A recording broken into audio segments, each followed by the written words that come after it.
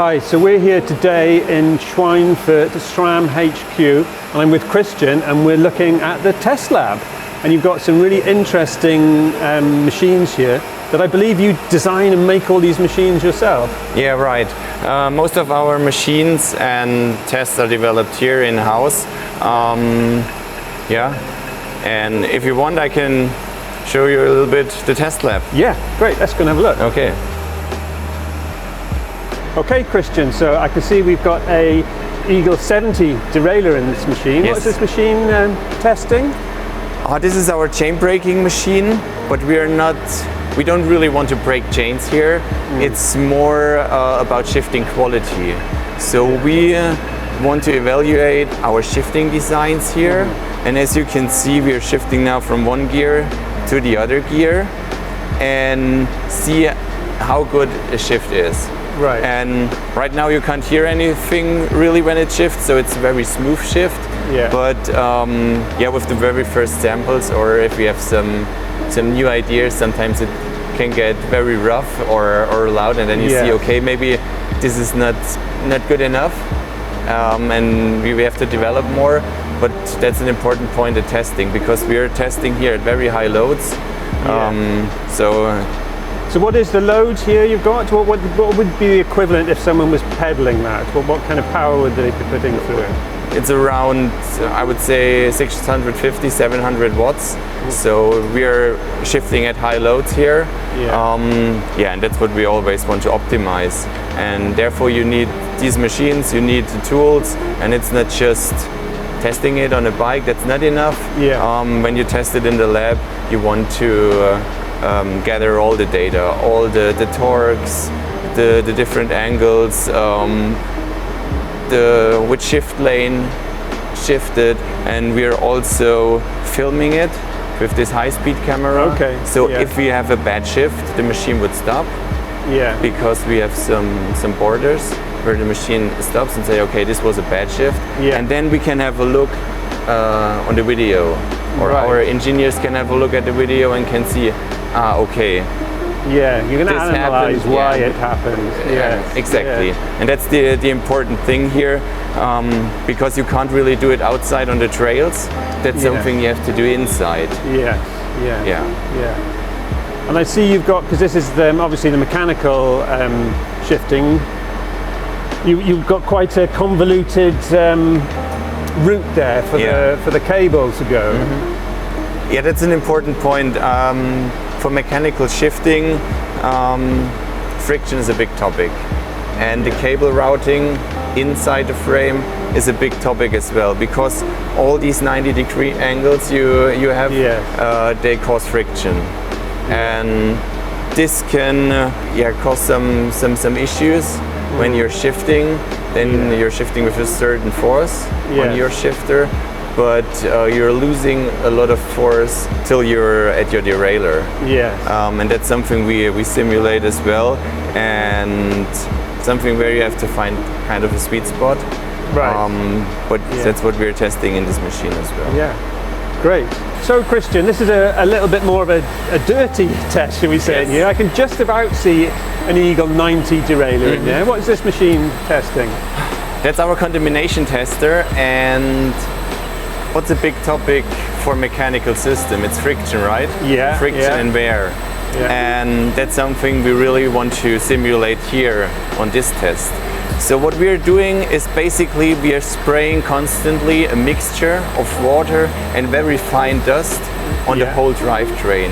And so we can create pretty fast a lot of wear and a lot of friction in the system. Because what's problematic to your components, to your bike components, is not really sand or all the mud and all this stuff. It's really the fine dust, which gets in the gap, gets in every single little gap, in every bushing, everywhere, and there it creates wear, it creates friction, and that's always problematic. So and we are trying to simulate kind of a worst case condition. So a lot of people take really good care of their bikes, and they clean it and they loop it, even for the chains. Then it can last very long. but some don't. Yeah. And that's something we have to cover as well. Okay. And that's the reason why we developed this in-house test here, because it's it's an accelerated test of what you see outside in the field. Yeah. So we're testing it outside, but we're testing it also inside in the lab, and try to accelerate our development loops here. See what you can put it through. Yeah. Certainly this would be useful for UK riders who are used to riding in mud and things, but I don't think it's quite that bad. It's not continuous mud flying at it like you've got here. And I see you've got different types of test material as well here. Yeah, right. We've analyzed a couple of years ago what we really see in the field. So we analyzed with together with a university which kind of dust do we see, and there are standardized test dusts. Yeah. And that's what we are using here. Maybe I take this one. And as you can see, that's very fine. Right. Yeah. And we are mixing it up with the water, and so we are simulating what you see outside in the field. Yeah. So how long would you run a test like this on a derailleur? It's really depending. It's really depending on what you want to see, but this test can run for 1.5 weeks. Wow. Yeah. And that's where we simulate the whole bike life. Yeah. And it's not just running the test, it's also measuring the derailleur before, measuring all the forces, measuring the geometry, measuring the hysteresis, and then performing this test, and then going back and measure it again, and seeing where do we have wear, where do we have increased friction, and all this stuff, and then clean it and measure it again. Right, that's a constant learning, and that's development here. So you're sort of wearing it out, and then you can test it and see how well it works now after wearing it out for a week and a half of continuous riding through a mud puddle. Yeah. That's fantastic. Okay, so this is one of our noisier machines you've got in here. We seem to have a mix of the sort of classic and high tech here. Yeah, it's kind of a mixture, because this is our oldest machine, or the test principle is the oldest we have in here. So this bump drum is more than 90 years old. 90 years old? 90 years old. So it's from the former Sachs times, but it's still in use. So right now we are testing here some new bearings for our zip wheels, for our hubs. And we still use this 90-year-old principle. But as you can see, the machine is up to date safety-wise. But back in the days, this one had a diesel engine.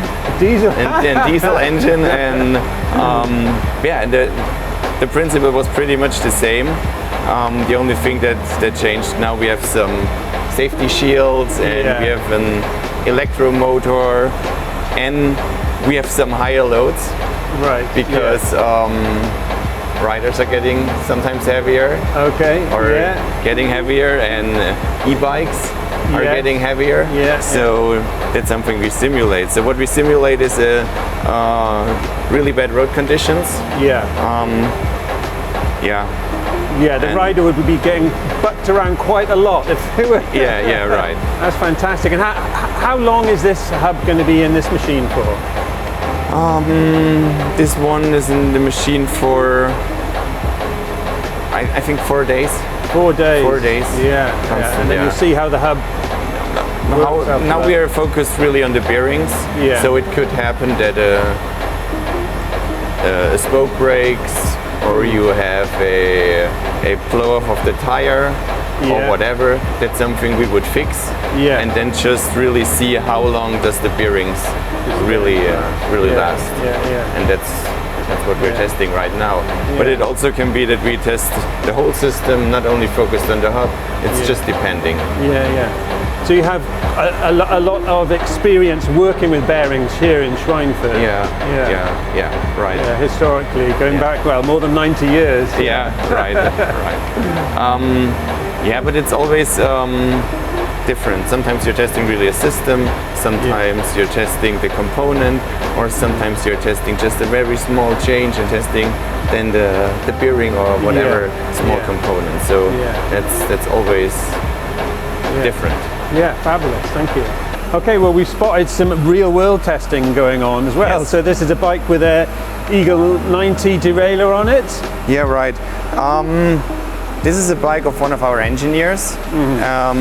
So they are testing the stuff they design on their bikes as well. So in their free time or for a lunch ride or wherever, they test the stuff. And as you can see, this is not a serious product. This is one of a kind of a prototype, not one of the first prototypes. Okay. But and you can in the whole ecosystem you can combine all the products. So we got XX1 cranks here. Yeah, and an XO crank and an XX cassette. But now he's maybe I'm not sure, but he is, I think, really focused now on the RD and is testing on his bike the performance of the Eagle 90 system. It's not always just testing it really hard. Sometimes it's about ergonomics. How does the shifter work? How does the shift really feel? So getting the subjective feedback from our riders, from our test riders, is as important as all the information we got from the machines and from the lab testing.